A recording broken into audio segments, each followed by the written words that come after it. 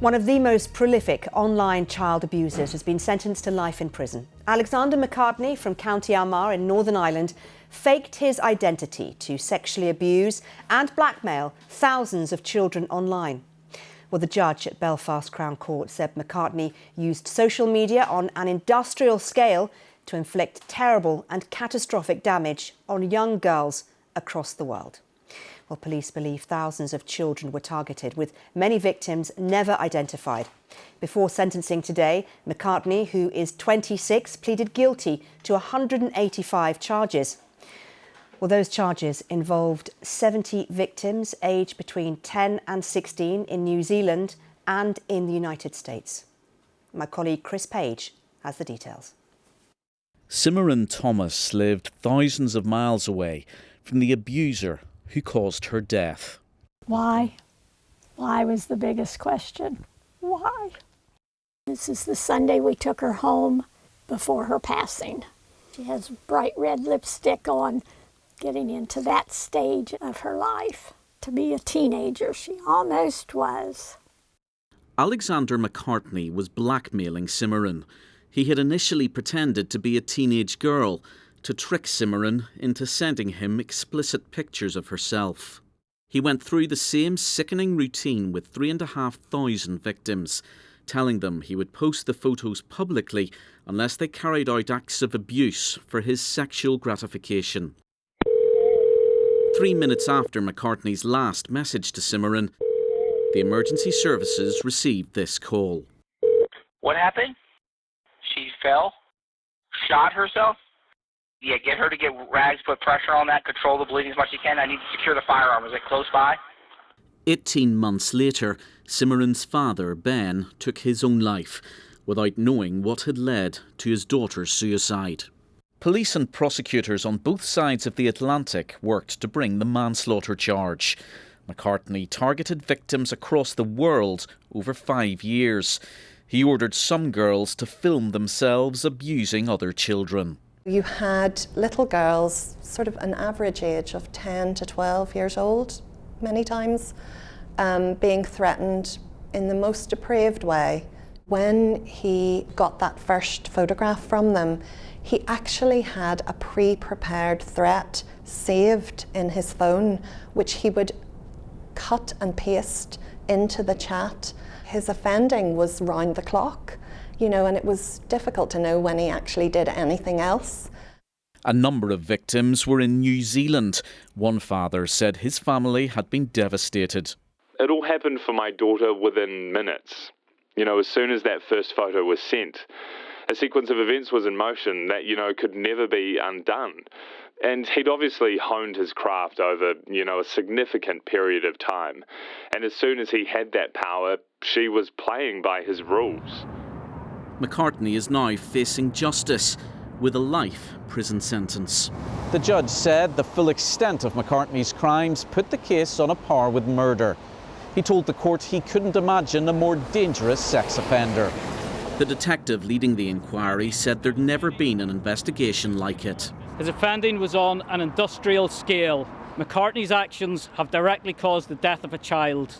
He may as well have pulled the trigger himself. McCartney must serve at least 20 years before he can apply for early release.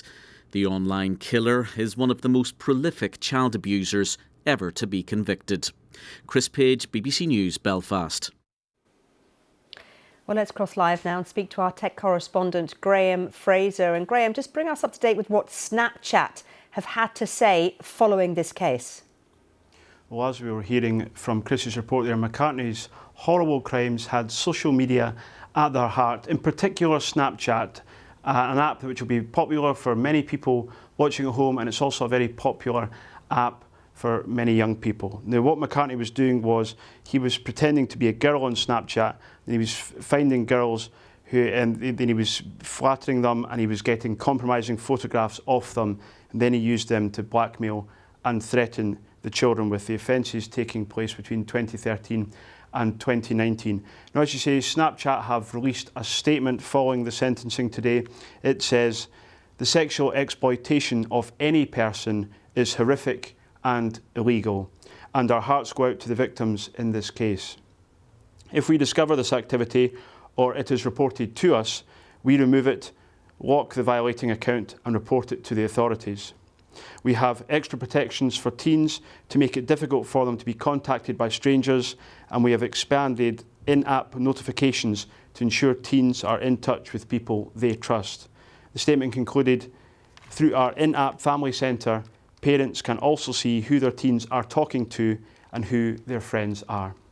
And give us a little bit more detail, Graham, if you can, about what social media companies are actually doing to protect young people in these circumstances now. What have they been saying?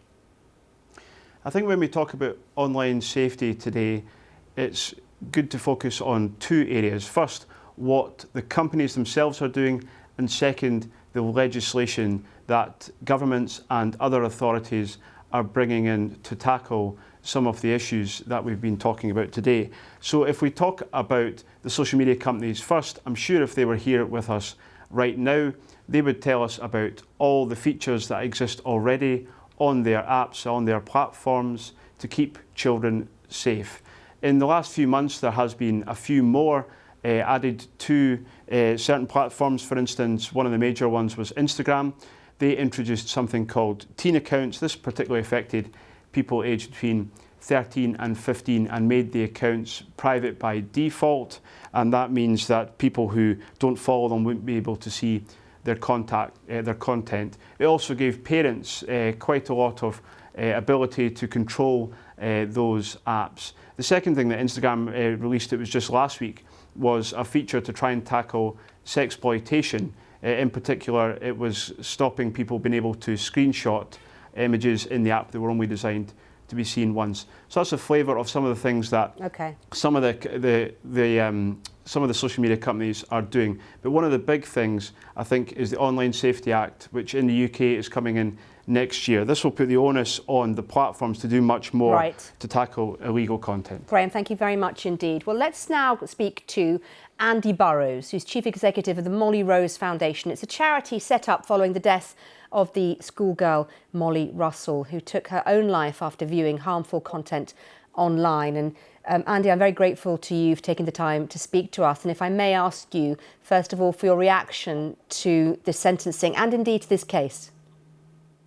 Evening, Mariam. Well, this is a really appalling case, and whilst it's not surprising, it is nonetheless deeply shocking to see just the sheer scale of this man's grooming of children right around the world. I think the sentencing today is really important, not only because a life sentence has been rightly imposed, but because of the manslaughter conviction that was brought about in this case. And I think that's really important because that should send a very clear message to child sexual abusers and to those who wish to harm children across a whole range of ways online, that in this case, with the death of Cimarron Thomas, there is a direct link between what was taking place online and then the culpability for the events that led to the loss of her life. Talk me through a little bit about what needs to be done now, do you think, to prevent cases like this being able to run in the way this has for years? Well, Graham was setting out there some of what the social media platforms claim that they're doing, but the reality is that most of the major platforms, at best, what we see from them is piecemeal action in response to tragedies. Most of the companies have failed to invest in safety upfront by design. They've turned a blind eye to the range of safety risks. And as a result, we see child sexual abuse every year hit new record levels. Here in the UK, we see a child aged 10 to 19 die by suicide every single week, where there is a technology aspect to those cases. There is so much more that technology platforms could do to detect and disrupt harm before it even happens, because we're talking here, Mariam, about preventable harm. We shouldn't be fatalistic about this. The platforms can do so much more to step in and intervene. Andy, good to talk to you. Thanks again.